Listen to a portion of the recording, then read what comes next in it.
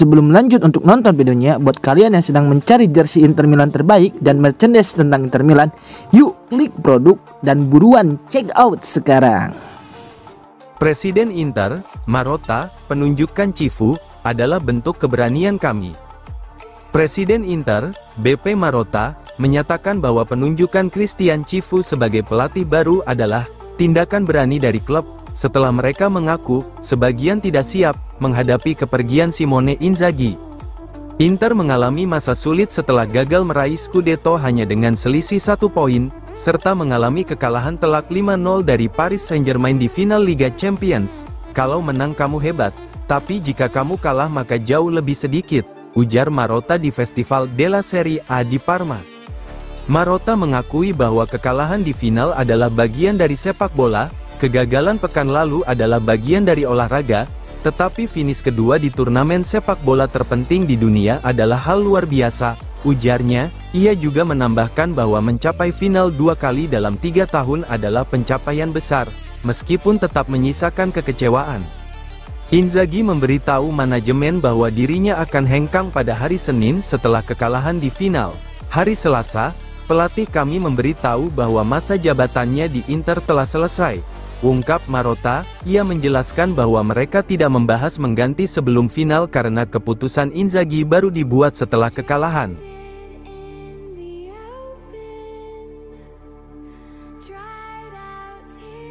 Manchester United terbuka untuk melepas Rasmus Højlund ke Inter Milan. Inter menjadikan Rasmus Højlund sebagai target utama untuk memperkuat lini depan mereka musim panas ini, setelah kepergian Marco Arnautovic dan Joaquin Correa karena kontrak yang habis, serta ketidakjelasan masa depan Mehdi Taremi. Nerazzurri membutuhkan penyerang baru. Højlund dinilai masuk dalam kriteria tersebut karena usianya yang baru 22 tahun, meski tampil kurang meyakinkan di Manchester United, performanya bersama Atalanta pada musim 2022 masih membekas kuat di benak petinggi Inter. Menurut The Telegraph, Inter sudah melakukan pendekatan kepada Manchester United terkait kemungkinan transfer Højlund. Namun, Setan Merah tidak tertarik dengan skema peminjaman yang diajukan Inter. Manchester United menginginkan penjualan permanen dengan banderol antara 45 hingga 50 juta euro, klaim media Inggris tersebut. Sementara itu, Inter lebih berharap bisa mendatangkan sang pemain lewat pinjaman terlebih dahulu.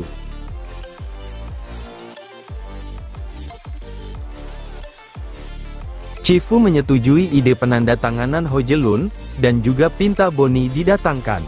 Setelah Inter resmi menunjuk Christian Cifu sebagai pelatih baru, nama Ange Yohan Boni langsung naik dalam daftar incaran lini depan.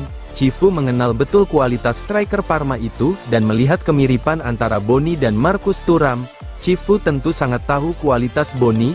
Ia mirip dengan Thuram dan keduanya tak keberatan untuk bersatu kembali di Appiano, tulis Gazzetta dello Sport. Inter mendapat angin segar karena Parma tak menutup pintu untuk melepas Boni di musim panas ini. CEO klub, Federico Cherubini, menyampaikan sikap terbuka mereka terkait kemungkinan transfer tersebut. Kami tidak hidup dengan kekhawatiran kehilangan pemain kami.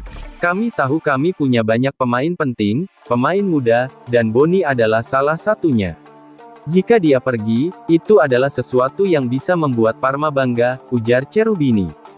Selain Boni, Inter juga terus mendorong negosiasi untuk mendatangkan Rasmus Højlund dari Manchester United. Direktur klub, Piero Ausilio, sudah memulai pendekatan langsung melalui misi ke London. Inter telah mendorong transfer Højlund selama beberapa hari terakhir, dimulai dari misi Ausilio di London, lapor Gazzetta dello Sport.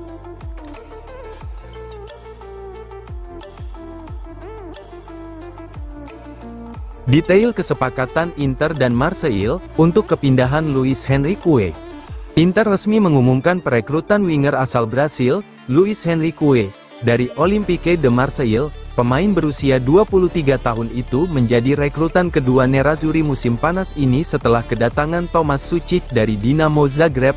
Inter telah membayar 23 juta euro ditambah hingga 2 juta euro dalam bentuk bonus dan add-on, untuk menuntaskan kesepakatan. Sang pemain dikontrak hingga Juni tahun 2030, tulis Gazzetta dello Sport. Luis Henrique akan bergabung dengan skuad Inter tepat waktu untuk ajang Piala Dunia antar klub FIFA yang dimulai tanggal 14 Juni. Ia akan siap tampil saat Inter menghadapi Monterrey pada laga pertama mereka di turnamen tersebut, tulis pernyataan resmi klub. Pemain ini dikenal karena fleksibilitasnya di sektor sayap, baik kanan maupun kiri, sebagai winger atau wingback.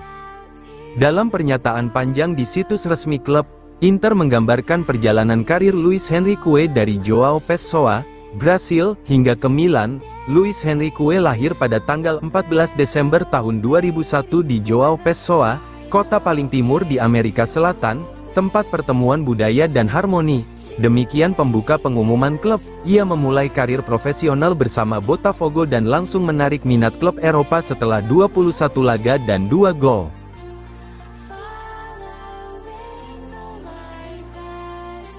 Giovanni Leoni nama yang diprioritaskan Inter, untuk perkuat lini pertahanan. Christian Cifu mulai menyusun rencana transfer lini belakang dan telah menetapkan Giovanni Leoni sebagai target utama. Bek muda milik Parma itu memang sudah masuk radar Inter sejak masih membela Sampdoria. Namun saat itu, Inter tidak memiliki ruang finansial untuk melakukan manuver, tulis Gazzetta dello Sport.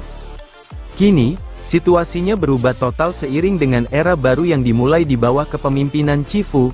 Ini adalah masa yang berbeda, baik secara ekonomi maupun filosofi klub. Tambah laporan tersebut, Leoni, yang lahir tahun 2006, dinilai cocok dengan profil bek modern yang dibutuhkan pelatih asal Rumania itu. Parma masih memiliki kontrak Leoni hingga 2026 dan berharap bisa mempertahankannya satu musim lagi. Klub berharap waktu tambahan tersebut dapat menaikkan nilai jual sang pemain di pasar. Parma ingin menyimpan Leoni 1 tahun lagi untuk meningkatkan valuasinya, tulis Gazzetta. Namun tekanan dari Inter dan sejumlah klub Italia lainnya terus meningkat dan bisa mempengaruhi keputusan Parma. Tekanan dari Inter, dan klub-klub Italia lainnya, bisa menjadi semakin kuat dalam waktu dekat. Demikian bunyi laporan tersebut.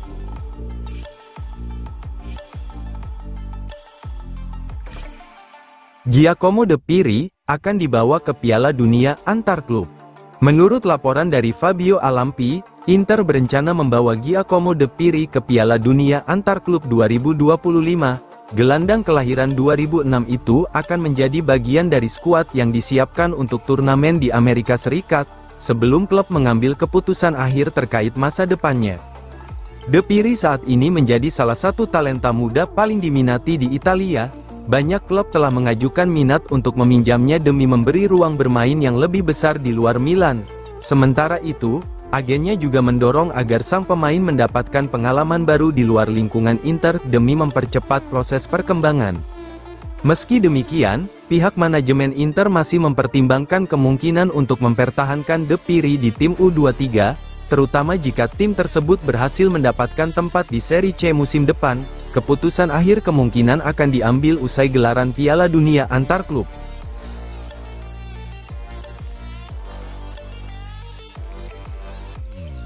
David Fratesi dan Christian Aslani siap bertarung demi tempat pertama di bawah Cifu.